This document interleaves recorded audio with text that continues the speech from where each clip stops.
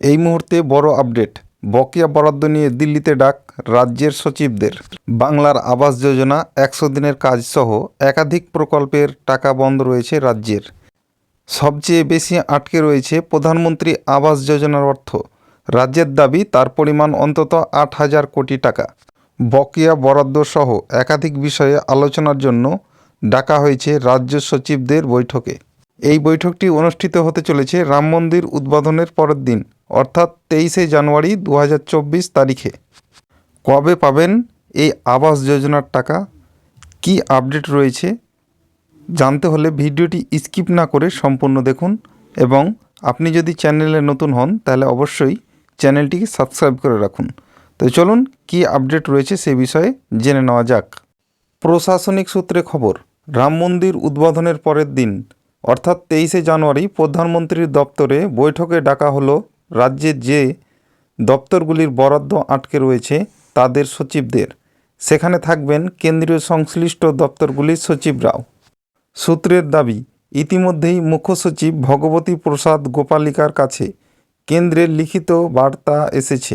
অর্থাৎ 22শে জানুয়ারি যে রাম মন্দির উদ্বোধনের দিন রয়েছে তার পরের দিন 23শে জানুয়ারি এই বৈঠক অনুষ্ঠিত হতে চলেছে। রাজ্যের সবচেয়ে বেশি দিন আটকে রয়েছে প্রধানমন্ত্রী আবাস যোজনার অর্থ। রাজ্যের দাবি তার পরিমাণ অন্তত 8,000 কোটি টাকা। 100 দিনের কাজে আটকে রয়েছে আরও প্রায় 7,000 কোটি টাকা। প্রধানমন্ত্রী সড়ক যোজনাতে প্রকল্পের বাস্তব অনুমোদন পেলেও বরাদ্দ এখনও আসেনি। জাতীয় স্বাস্থ্য মিশনে বছরে প্রায় 3,000 কোটি টাকা পাওয়া যায়। বিস্তর টানাপোড়েনের পরে গত জুলাইয়ে শেষ বরাদ্দ এসেছিল।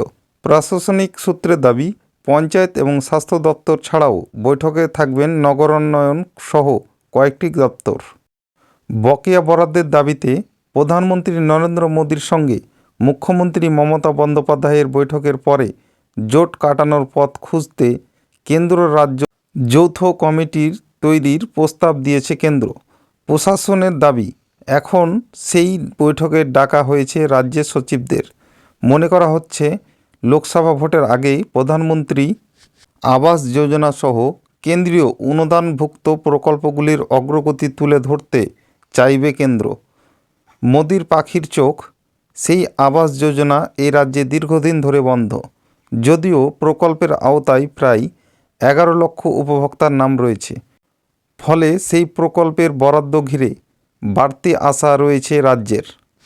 তো এর আগে মোদি মমতার বৈঠকের পরেও স্পষ্ট হয়নি যে বাংলার আবাস যোজনার টাকা অর্থাৎ প্রধানমন্ত্রী আবাস যোজনার টাকা কবে পাবেন। তো 23শে জানুয়ারি যে বৈঠক রয়েছে রাজ্য সচিবদের নিয়ে, সেই বৈঠকেই বোঝা যাবে যে আপনারা কতদিন পরেই এই আবাস যোজনার টাকা পাবেন। তো এটাই ছিল আপডেট।